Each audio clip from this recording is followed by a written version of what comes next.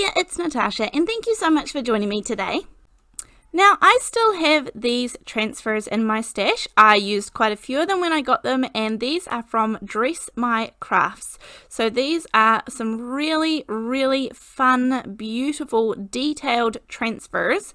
There are larger ones that you could kind of turn into something that you could frame or hang up on your wall.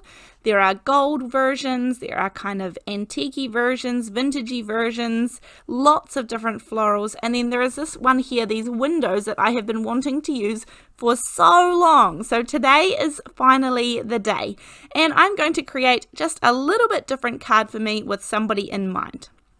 I have some peeled paint and some Hickory Smoke Distress Oxide inks here. Now, I must admit I was really having a great play today, and when you have play, things often take a little bit longer than a really direct route that you might take. So there are a couple of little things in here that I kind of learnt along the way that just because I didn't know the order of doing things, I did them this way around. Anyhow, enough kind of chat about it, and you'll see what I mean as I go. So I put on a little bit of the peeled paint to begin with, just around the outside, and then just to kind of change it up a little bit and take it a little bit away from that olivey green, I'm adding on the Hickory Smoke color, kind of smudging it in with my finger a little bit, and then going a little bit further into the center just to take away that blank white space. Now, I really wanted to use these windows. These are absolutely gorgeous with the shutters on them. I love the look of this, and I kind of had like a rough idea in my mind of what I wanted to do with these, and I do want to turn this into a shaker card. So I am going to take the window here. I've kind of cut out around it, which is what you do with these transfers. But I did decide that when I was kind of thinking about what to do, that I wanted to have a little bit of text kind of all around in the background, and I didn't want it attached to the windows themselves. So I'm just going to cut off all of this excess text. There's a little bit here and there in the corners, but that will kind of match right in. And then I did cut some of it down to be a little bit smaller. What you do with the transfers is there is a fine plastic film that you kind of peel off the front of them. Then there's a couple of different ways you can do it.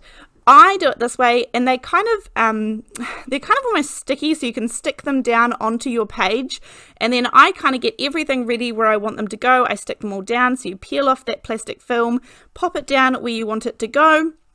But I think what the directions say on the packet, and there are full directions as well as kind of pictures to describe what you should do, the process is how you can do it. But they do suggest that you pop it into a shallow tub of water and kind of do it that way, and then pop your image down. But the way that I'm going to do it today is I'm going to put all my images down, and then I just take a damp sponge. I often spray it with my water bottle for a little bit, my spray bottle, sorry, and spray it a little bit first, and then I just dab it with a damp sponge until you can kind of see that the image is soaked. And you kind of know that because you can see that the image starts to appear through from the other side, and you can see as these kind of get more and more saturated, and then eventually that plastic backing just kind of slips off. So you know when they're ready, and it peels away, and then you have your text down ready to go. So I guess my learning curve here that I was talking about was that when I'm using Distress Oxide inks is that I'm going to add water with them, and of course the water is going to take away some of those Distress Oxide inks. But the one good thing about doing that is I wanted the color to be trapped underneath the images, because once you put those images down, obviously you can't get color underneath them. You can get it on top, but not underneath them. So that's where I wanted it to be, because all of these images are transparent, and so you need to remember that when you're kind of putting them in order as well.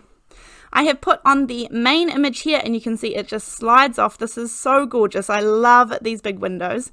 And then these flowers here, I'm just going to cut. They kind of seemed perfect for the job, just to kind of adorn each corner, the bottom left and the top right of these images here. So I'm making sure I've got it the right way around.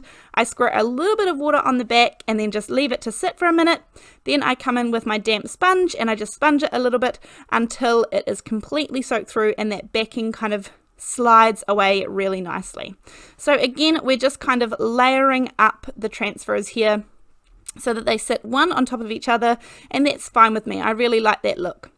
I do need to make sure that this is completely dry before I move on to my next step, and I guess you do need to be a little bit careful with using a heat gun, but just as long as I needed it a little bit dry. I'm adding in a little bit more of that colour back in that I took out by using the water. So just the exact same colours of the peeled paint and then a little bit of the hickory smoke. Here is where I'm going to cut out the center. Now I think this is the Tim Holtz design ruler. It has one edge that is a metal edge, which means that it's perfect for use up against a craft knife, and I'm not going to slice away any of my ruler or anything. So I'm making sure I use that metal edge, and I'm just going to trim out the kind of window portion of this, or the curtains portion in the middle, and then this will become my shaker so that it's kind of like you can see out through the windows, except for I guess this would be like kind of looking inside the windows, but it doesn't matter which way around you like it. I just like the fact that you're kind of looking through these shutters and windows. They're gorgeous. So I am just using a craft knife. You could easily take a pair of sharp scissors and kind of poke through the middle. I wasn't sure if I wanted to keep the image in the middle for something else. So for now I have kept it, and I'm just going to take the same finger daubers and just go around the the inside of that image there, just to take away that white core of the cardstock from where I've cut away. So just a little bit, and that piece of tape on the back was something that was sitting on my desk, so I just left it there. It's easier to leave it there than tear away a layer of the paper. Now here is the original image that I wanted to go in the center here. But you can see that the proportions are a little bit out of whack, and the flowers, the kind of bucket of flowers, is just too big of an image to go inside these little shutters. And then when I spotted this other one, I thought that looked perfect.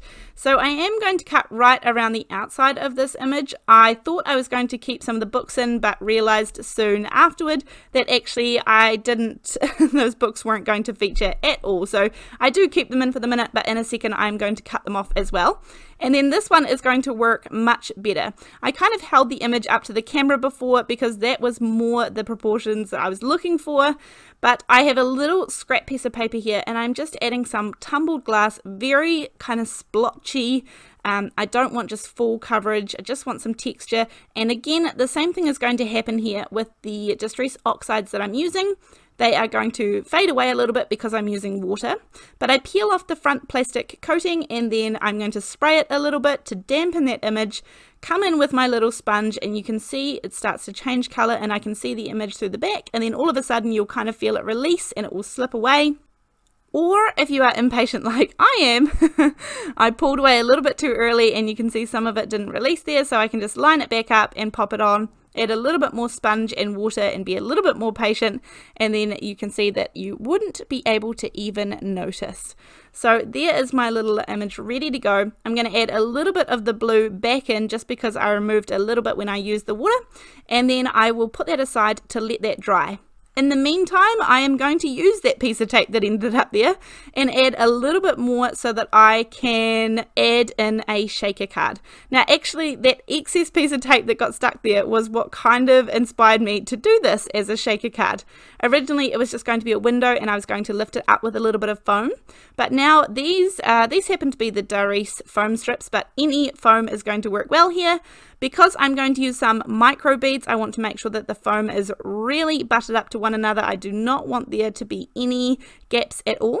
I'm pouring some of the little beads directly on top of the image, and this way I can center up my card front so that the image is right where I want it to be, and then I will gently press down because the foam strips have their adhesive release paper taken off, and then I have my own little shaker card in here. This is a really simple card to put together. The transfers are really fun to play with. I will link, I'm not sure if this one is still available. I think it might be, but I will link down below where they are available, and there are just so many different styles, and they have so many different images, big, small, and all different kind of types of them. So There is really something for everyone. They are really fun to have a play with, and I have super enjoyed it. And I just need to keep remembering that the things that are in my stash are there for a reason, and I need to remember to keep using them. So that's why you see these things keep popping up. I have a few videos a little while ago on my channel that I did using these, and I thoroughly enjoyed them then. They create some gorgeous cards without having to do all of the hard work and kind of having the stamps for everything that you possibly need. So I really like that it takes that aspect out of it. Now, thank you so much for joining me today. I hope you enjoyed this video, and this is a really fun, cute little shaker card.